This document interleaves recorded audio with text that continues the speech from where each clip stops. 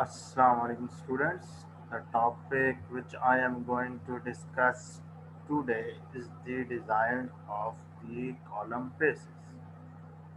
It is basically the connecting topic that we covered in the last lecture, which is the design of the column members. So basically, what are the column bases? Column bases are the members which transfer the loads from column to foundations.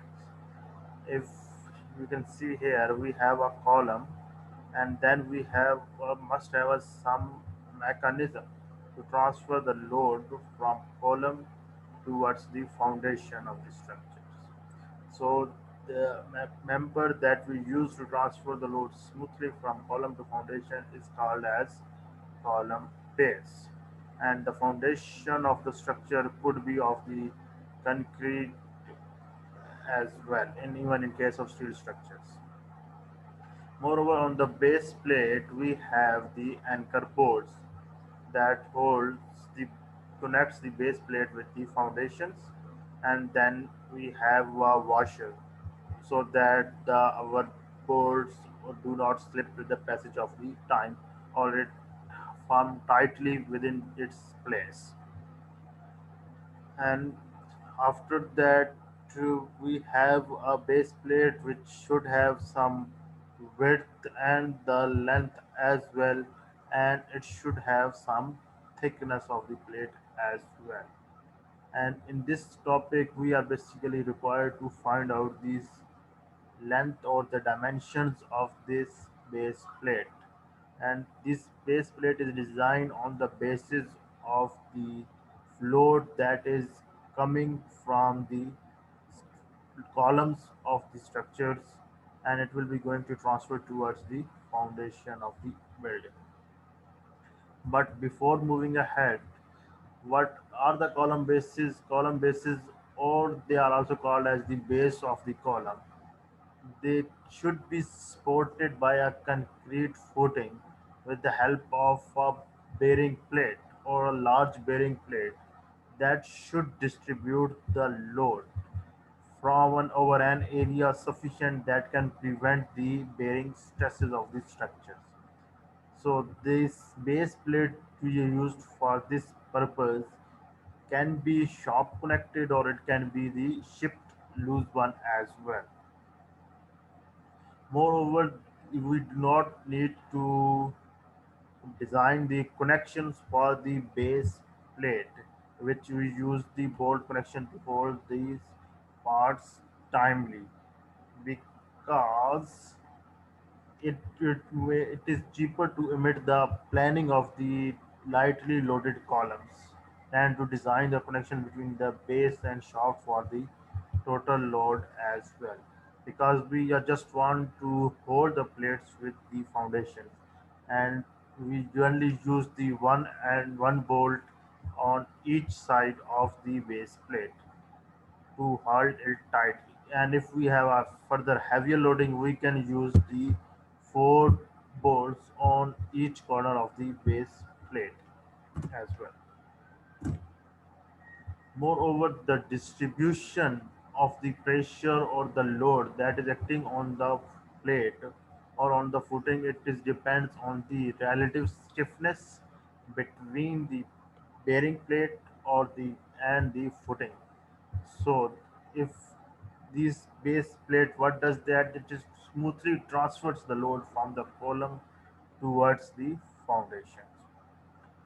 But in reality, we do not know the distribution of the bending stress or the relative stress that is occurring in the plate, and that is going to be transferred to the foundations. Why? Because the bending of the its bending is involved in two directions, both in minor axis and major axis. Therefore, during analysis we use some assumptions, and the two major assumptions that we assume during its design is: first one is the pressure on the footing, or the load or the stress on the footing is uniformly distributed. Means that the load is equally distributed on all parts of the plate. We cannot say that at one end we have a plate of higher load, on the other side of the plate it will going to carry a smaller load. but instead we say that the plate is going to carry the same value of the load on all its sections. Second, the, those portions of the plate will project or which extrude from the column shaft, they act as a cantilever beams, just like columns. As column act as a cantilever to the foundation in RC structure, similarly, these base plates also act as a cantilever beams as well. Moreover, during exact analysis, the AISC code, which is the American Institute of Steel Construction Manual, recommends us that the analysis for H-shaped columns, or I would say the triangular shaped columns, or French shaped columns, or wide angle columns, they assume that the maximum bending moment for the sections it occurs at a distance of 0.95 d in one direction and zero point 0.8 times of b in other directions. Unlike that, we generally use the moment is going to act, the maximum moment is going to occur at the center of the beam, but in case of this base plates, it is assumed that the or it is recommended that the maximum bending will occur at a section at a distance of 0.95 d in one direction, and in other direction or in minor direction it is going to be at the zero point 0.8 times of b. So we have to remember these two or use these recommended values of AISC in our design as well during the design of the column bases. So basically what we have to do is that we do not need to design the foundation for the time being. We just need to know the base plate length and the base plate width and the base plate thickness. So in the design of the base plate or the column bases, we are required to find out three things. First one is the length of the base plate, width of the base plate, and the thickness of the base plate. And secondly, we are know that the columns are the primary elements that transfers the load of the entire superstructures towards the substructures. And in the columns, in the last lecture we have know that they carry only the compressive forces, and moreover they can carry the total moment about major axis as well. So we have to design this base plate against this load on the load acting on the column base or the moment acting on the column base or in the combinations or in the both of these factors as well. So we have to design a base plate which can sustain the compressive force and the moment of the column and smoothly transferred it towards the foundations. And to transfer the load smoothly towards the foundations, it should have some thickness of the plate so that stresses can be smoothly transferred. And to merge these stresses, plate must have a sufficient value of the width and the length as well. Moreover, also keep in mind that the length and width of this plate must be larger than the length and width of the column as well. Because if the length of the base plate is smaller than the length of the column, then it is going to punch inside the columns and there will be the no use of the base plate. So the base plate must have a length and width which should be larger than the length and width of the column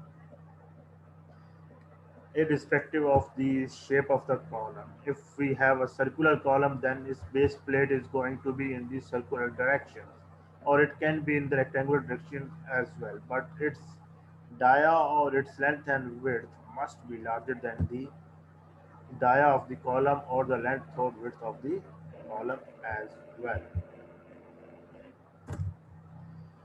Now, coming to the design part or the solve particular example of designing the base plate, let's consider a problem statement in which we are asked to design a base plate. We have to design a base plate for a column of the DB4 15-4. This is particular a name of a column which is given in the book according to this particular example of 4-16. And the column of the building is going to supported on a reinforced concrete footing. And we know that the footing that they used is the concrete footing for which the compressive strength they have is 3000 psi. Moreover, the column is 16-inch square. So it means that our column will be have a length and width which is same, which is 16-inch on each side. And the load it has is 4506 kips. So the resultant load that is acting on the column is 4.4500 kips.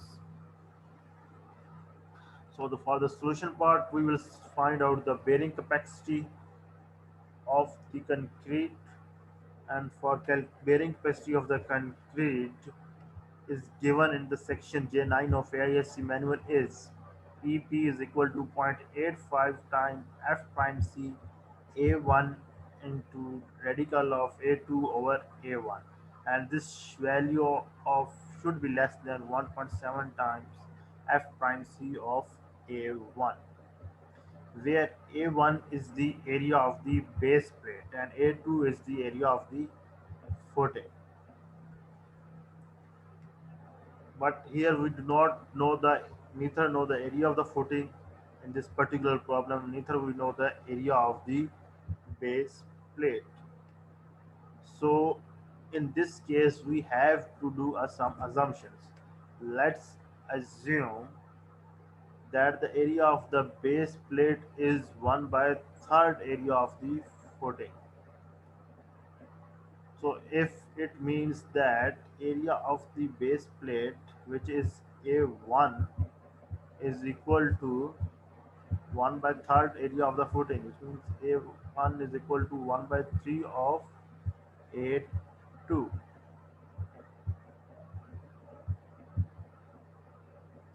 And then we just need to plug in these values back into this equation J dash 9. So our PP will become as 0.85 F prime C that we are given this question is 3000 psi. Then we have A1, then we have A2. We can eliminate this value of A2 by using this relation, that it is will become as A2 will become as 3 times of A1. So we just plug in here, there is A2 is equal to 3 times of A1, and later on this A1 will be cancelled out with the denominator of A1 and only left with the under root of 3, which is mentioned here. So it will become as under root 3, and it become equal to 1.7 times F prime C, which is 3000. So 1.7 into 3000 will be equal to 4417 into A1 of the problem and A1. And all these units will be in the terms of pounds because we have used the concrete strength in pound per square inches. So therefore the required area of the footing will then becomes as will be factored area. So it will become as 5 times of PP is equal to the force acting on the columns. And the force acting on the column is 4506 kips. From where we can put the value of 5C is equal to zero point 0.6, and this is the 5C is the strength reduction factor for the base plate or for the footing, and its value is taken as zero point 0.6. So it becomes as zero point 0.6 times PP, the value that we calculated here, and it is 4417 A1 as this unit you are given with the load in the kips. So we will convert this value of pounds into kips as well. So by dividing this value with the 1000, so it will become as 4.417 times A1 is equal to 4506. From where you can find out that the value of A1, which is the area of the base plate, comes out to be 1700 inch squares. And if we take as this footing is column is square, 16 inch square columns, so our base plate is also going to be a square. So once we take the under root of this area of the base plate, we can find out the width or the particular length or the one dimension of the base plate, and it comes out to be 41.23 inches. So our base plate must be at least 41.23 inches on either side. But for the factor of safety and for our easiness, we generally design the base plates in the multiples of 5. So we will as, round up the value of 41.23 to 45 on each side, 45 inches. So it will come as a 40 use. We are going to use a 45 by 45 inch plates, and our new the area of the base plate comes 45 into 45, and it will come as 2025 inch squares. So the bed projections that will be from the 16 by 6 inch column is going to be the effective length, which must be projected outside the column, and its value will be half into length minus 0.95 times of t, which we use that we are going to use this value for the maximum moment. So it will come as half into the length of the base plate that we have found is 45 minus 0.95 into d is the die of the columns, and it is the 16 inches. So it will come as equal to 14.9 inches. We use this value of half because this plate is will be equally distributed on both sides of the columns, and we are interested on either one side because the chances are that the plate will be carry the maximum load or will shear from the center. So that's why we multiplied with half. Now we are in the we said that our plate is going to act as a cantilever beam in the structures. So for the cantilever beam, the maximum moment that we have, as we know this formula from the structure analysis, is WL square by 2, the value of the maximum moment for the cantilever beam. And we are going to use this relation here as well. So it will become as mu is equal to Fp, which is basically the force on the plate or the load on the plate that usually dominate it with W into L square divided by 2 of formula. So it will come as mu is equal to force on the plate that we found out in the last step or the first step, that is here. The PP on the ultimate load on the plate is, which is also the force on the plate, is 4417 A1. So it will come as 4.417 into length that we found out here is 14.9 inches. So we are going to use this value of 14.9 inches into half into 49.9. So basically this will be multiplied with 14.49. It will come as 14.49 14.9 whole square divided by 2, and it will that comes out to be 490 inch kips per inch of the base plate width. No, but we also no. This is the moment that the plate is going to sustain. But we have also to find out the thickness of the plate as well. And for measurement or for the calculation of the thickness of the plate, we use the formula for the limiting moments given in the appendix F1.7 of AIC manual, and it states that 5b times of nominal moment must be equal to 5b times the sectional modulus times yield stress of the plate, or in other words, mu should be smaller than this sectional modulus time yield stress, and we are going to use this relation to find out the base plate thickness.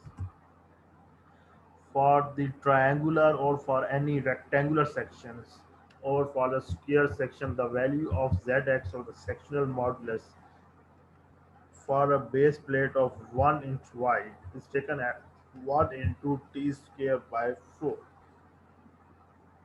and the value of the phi that we consider moment or phi the bending moment for flexure is zero point 0.9. So it will ultimately going to become as mu is equal to phi times as fy, and the value of the mu that we calculated in the last step is 490 inches.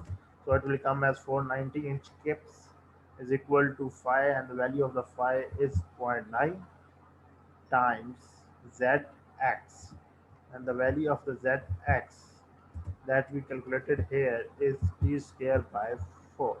So it is t square by 4 times fy, and the value of fy is 36. So it will become, once we solve this problem and take the under root of all these values, it comes out to be the thickness of the plate 7.78 inches. But we usually round up these values for our easiness because it is difficult to exactly measure or reduce this value of 7.7 inches. So we round it up to 8 inches. So our net result is that we are going to use a base plate of 8 by 45 by 45 inches. Where first one is the thickness of the plate into length of the plate into width of the plate. So all dimensions of the plate are going to mention here. So here you see that we have a column of 16 inches, and the plate size that we came up with is the 45 inches, which is much larger than the size of the column. So it is going to smoothly transfer the load from the column to the foundation. So with this I will end this class. If you have any question or any doubt, you can ask